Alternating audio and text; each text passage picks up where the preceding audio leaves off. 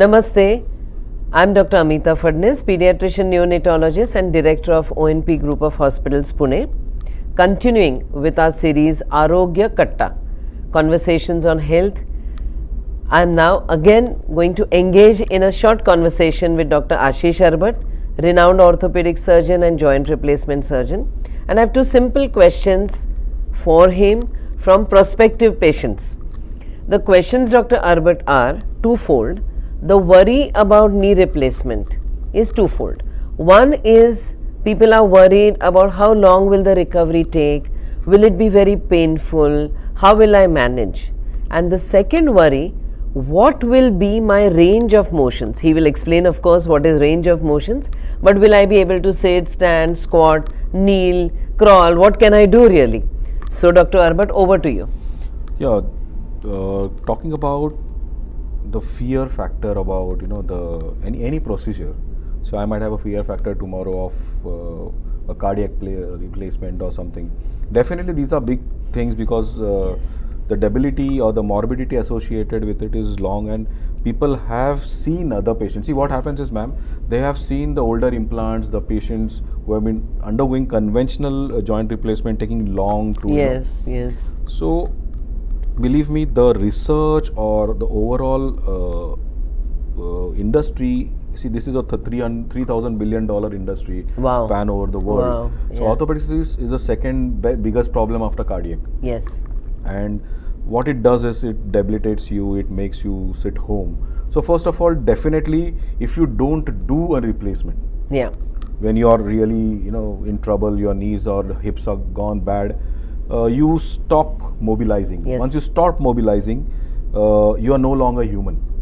True. So first of all, answering your question is definitely it is needed, and people should understand, all our audience should understand that doctors are also in synchrony. They want you to go back early. They want you to do everything early. So all the researchers are going towards it.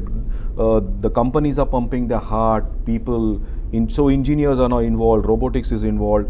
The newer implants are involved. So coming to the second part of your question, let us answer it first. That range of movement is what is like Indian people, Japanese, the Middle East people. So they want to do namaz, they want to sit down for puja, they want to give childbirth, and a lot of young people we are seeing with this. So the modern implants that we have something called as a rotating platform. We have anatomical implants which we are now placing or say securing with the 3D robotics that we have. These implants allow you to sit down, squat. The materials that we use in hips and some in the knees are ceramic materials, ma'am, now. They are completely such that bone grows over them. So they become a part of your life. So these implants allow you to squat. So most of our hip replacement patients and knee replacement patients do all the Indian activities. 2 of our patients had normal delivery post both hip replacement. That deserves good cheers. So it was very impossible even to have such things because of the modern implants. And for that we have the modern tech like 3D robotics that we do. So there is the fear factor of long term should be gone. Okay. Answering your second question is how will I recover? I have seen we do ligament surgeries in sports people, we do in old people. See, what happens is recovery is depending on 2 things. One is how the surgical approach to the thing, and second thing, how are you made of? Correct. For the early recovery nowadays, we have modern technologies like robotics and certain approaches where we save the muscles, the ligaments. Those are known as minimally invasive approaches. There are certain glues that we use, so there are no stitches on the skin. So you must have seen our videos that we have called it less stitch or stitch less surgeries or something. We have keyhole surgeries with arthroscopy where there are no external big scars on the skin. So these all help in very early recovery.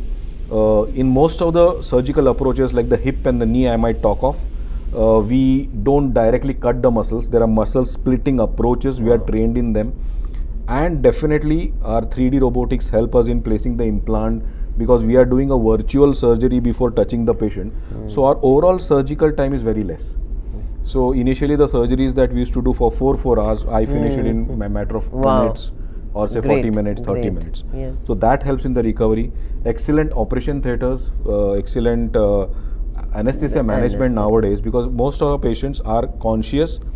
They have something called as epidural blocks. The patient is totally painless. So this is called as a zero pain technique, what we do. So initially couple of days they are absolutely painless. The more the muscle is good, the recovery of the patient is good. So if you come for a TKR before a better time, that before you are confined to a bed or a wheelchair, you are a walking talking patient, your results will be better. Yes, yes. That was actually one more question that I had. So what happens, patients carry it till the end, Yes. where they are so morbid and debilitated that they should not expect a doctor to play God. Yes. So earlier you hit Earlier you the hit, surgery button, the better it is. And these modern implants, like the third part of your question, they are very, very long surviving. There are Google white papers of 40 years of survival, 38 years of survival. And that is engineering. See, come on, when it survives for 40 years, they write 35. But doctor, the earlier thought was that these implants have a life of 15 years. 15 years, yes. So, if you do it when you are 60, then you may need another so these replacement. papers, there were two sides to it. These implants, when they started doing conventional, definitely the papers or the research was 15-20 years. 15 years. So they said it survives for 15 years. Now the research is gone 40 years. The older implants were made of materials which were metal based, which were not oxidized, they did not have ceramics. The polymers that we used were low density polymers. So the friction was very high. So modern implants, what I was talking about in the last lecture was these materials have now become multiple alloys, very anatomical, and the survival or the coefficient of friction has gone so low that the implant survived double. So if I say 30, wouldn't be a big challenge. Ceramics survive for life in our house. For that, the other part of the coin is if they are placed well. In conventional, what happens is they might not be placed well according to the patient's anatomy, but now robotics has done a miracle for it, and so the survival is increased very high. Absolutely. So I mean, I would just like to voice here, share a thought here, is that medical technology is amazing, isn't it? Yes. I think the strides that we are taking, especially in an area such as knee replacement, where we were about 10-15 years back and where Dr. Arbat is today, is a big leap, and I think that augurs well for the patient, the recovery. And if you require a knee replacement surgery, if you think you do, please don't hesitate to reach out to us. So, like what Madam said is, one thing I'd like to tell the patients that, don't feel like an office or, some newsroom or something where we are on the other side. Yes. Doctors are on your side. True. We are also human. True. And I think ours is the only profession, because I also might have knee pain. I know how it feels to be home. I know when a player, because we are operating a lot of sports people, understand that orthopedics, cardiac, or even pediatrics, whatever doctors are, you have to consider them like your own friend, your mentor, or because if you consider doctor on the other side, he has told me surgery, should I go run away from here? No, he's going to help you. Yeah. I'm not complaining of other professions, say lawyers or whatever. We are on your same side. So take doctor, a decision with us, not. So doctor, suppose I am your patient and I'm saying, hey, look, I understand, but I'm really not ready for this surgery now. What would be the advice that you would give me? Madam, in our field, like my joint I'm talking only say knee replacement. Knee replacement. See, for my 90% patients are geriatric patients, 80%. We literally give 40 minutes to 1 hour for each patient. So even in Practo or wherever you see, I have written it clearly that you might take time to see me, because I'm going to give my patient time. Like me, cardiac people, the cancer people, you have to talk to the patient. Now we tell them the pros and cons. Okay, we are not doing this only for pain. Whenever I explain patients, I talk the engineering part of it. You are an erect structure, you are walking with gravity, the whole brunt is taken by the whole body. The knees are locked, very bad, very painful. The energy that you're using is 700 times what you're using 20 years back. So engineering wise, your heart is taken 700 times the load Wow. that a regular knee guy is going to take. I didn't know that. Yeah. Wow. And this gives, like example, some people running on the treadmill with bad knees, big actors got an heart attack. The reason for one of our favorite comedians lost his life. I know. That is because of bad knees, and then you run on it and then you get a massive heart attack. So anything to keep you mobile, to reduce that energy loss, is joint replacement. Engineering part of it. Second thing, the emotional part of it. If you are mobile, you are human.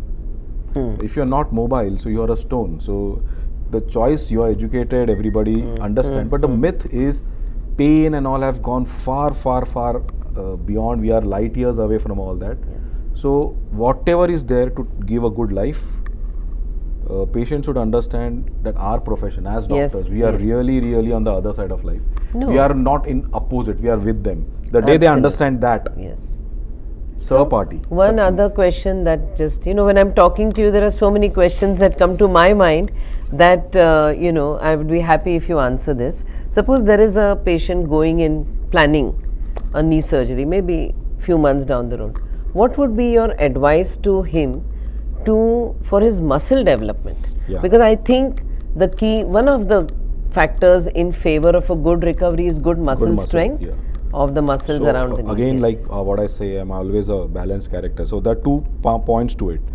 If you have very weak muscles, definitely your recovery is going to be late. But with your bad knees, how are you going to develop muscles? Correct. That's so whenever you come, when you listen to these videos, first of all, don't procrastinate things. When procrastinating is like just delaying just because you want to delay it. True. So think the engineering part, you're losing your heart, your left side of the heart is taking the brunt, all that aside, whatever some people say, I did physio, we are not doing it for pain.